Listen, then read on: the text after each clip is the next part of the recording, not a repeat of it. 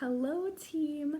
I want to talk to you about something that is very common, maybe not talked about often enough, and I just want this video to be something for you to watch and feel like at the end, to feel a sense of relief and even relaxation, because I'm going to talk to you about some things that are common in the coaching world, especially in your first 3 months, that may not be feelings of joy and excitement, but more feelings of like fear and figuring things out, maybe a little bit of overwhelm. So let's dig into that. The first thing that I want to tell you is that in my first 3 months as a coach, I was also very overwhelmed because you're plugged into these team pages, your notifications all of a sudden go up, you're trying new things you haven't tried before, you're talking to new people, and there's just all sorts of like, wow. And that's just normal. Think about any new job that you've gotten, and there's always that period of training, right? Like I was a barista, for example. So I had a full, 40 hours? 40 hours of training to be a barista. I was paid, but I was not allowed to like get any of the tips or anything like that. But I had 40 hours of training to be a barista, and I was very overwhelmed learning all the coffee drinks and all the preferences and the ratios and all of that. But I ended up having like a blast. I still dream about slinging lattes as a barista.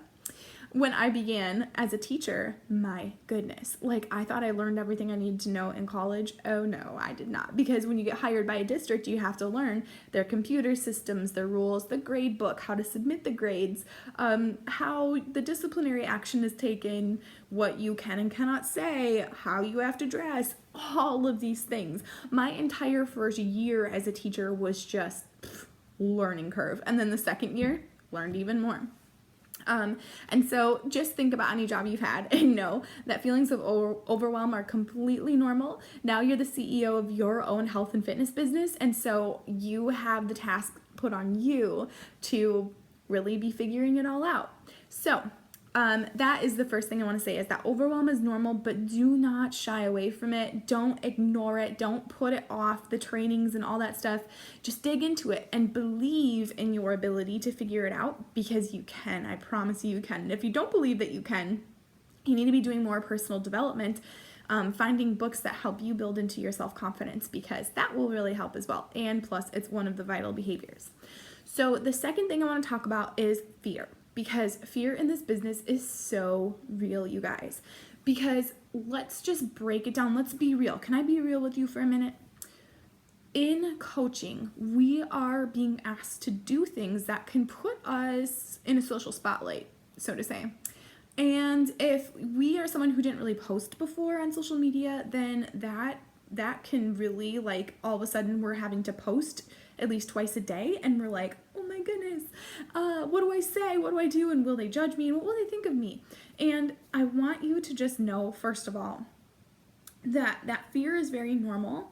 And second of all, that people care about what you have to say more than you could ever imagine. That your voice is a powerful tool in this world, and you can be the person who brings light to the world of social media when so many people are critical and dark and venting and, let's be honest, showing way too many booty pictures. So we get to be that person who stands out as something different, something special, and they're going to watch you and be curious about you and what you have to say. And it will get noticed. I promise you, over time, that your efforts will be appreciated by the people in your following or who are friends with you on Facebook. The judgment is very imagined. I have been coaching for 2 years, and I have never ever, not once, received like a hateful message. I've been unfriended a few times, sure, and that's okay. People can unfriend me. Like, I know who I am and what I'm doing and why I'm doing it so much that if people unfriend me, like, does it feel like a stab in the gut a little bit? Yeah, of course it does. But then I'm like, that's okay. Then I'm not their person. That's fine. I now have an abundance mindset where I used to have a scarcity mindset. So let's talk about messaging, because there's posting and then there's also, you obviously have to be private messaging people or DMing people. So again, if you're coming from a genuine place and you do a gut check and a heart check before you send a message out to someone, you reread your message before you send it, and you're like, yeah, this is me, this is my heart, this is what I really want to say to this person, then send it. If you send it in a genuine way, then how they receive it is totally on them and not on you. This was really hard for me to learn, and why I want to send this video now, like sooner than later. Because for a while I was like, oh my gosh, if they don't read this the right way, if they don't understand my intent behind my message, like, I would freak out. I would run away from my computer after I sent invites sometimes. And then I realized, like, if I'm being true to me and they don't like it, again, that's totally on them, and not even in a bad way, but that's fine. That's how they view the world through a different lens, and I can't change that lens for them. So just know that it's totally okay. Just be genuine, and it takes away a lot of that fear. Ask yourself, am I being genuine? Am I being true? Am I super excited to invite this person to this opportunity to be a coach or be a challenger because I know the community I'm inviting them into is amazing? If those answers are yes, then click send, girlfriend or guy friend, because it's totally fine. But I did want to recognize that fear is totally real. It's there, but it's imagined. Remember that fear is false evidence appearing real. And that is 99.99999% true with anything in this business. That anything that you fear is just imagined. It's your imagination running wild with you, and you got to rein that in.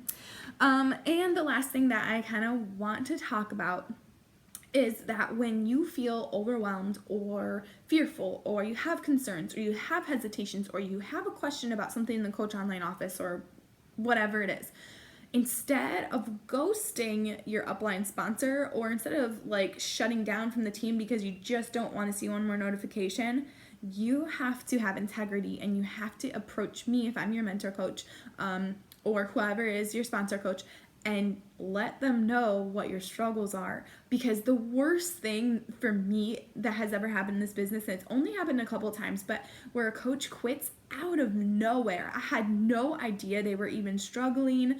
Like, I was trying to contact them and they were ghosting me, and then they quit, and I was like, oh, because I love my coaches. Like, my heart gets invested in all of you, which is, it's great. It's like my favorite part.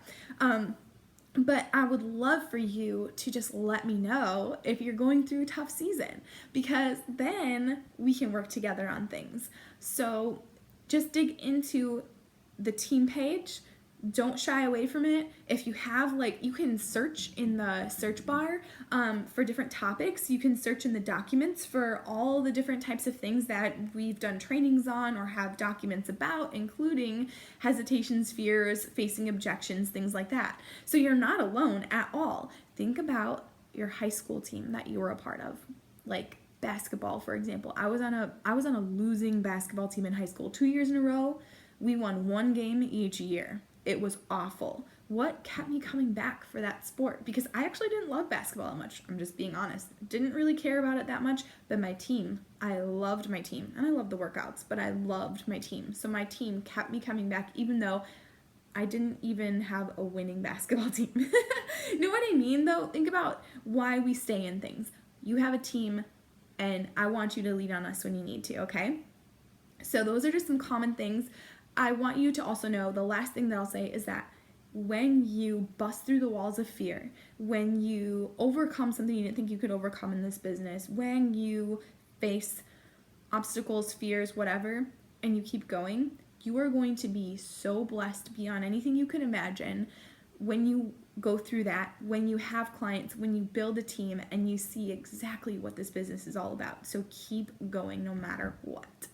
All right, you guys, thanks so much for watching this. Love y'all. Talk to you soon.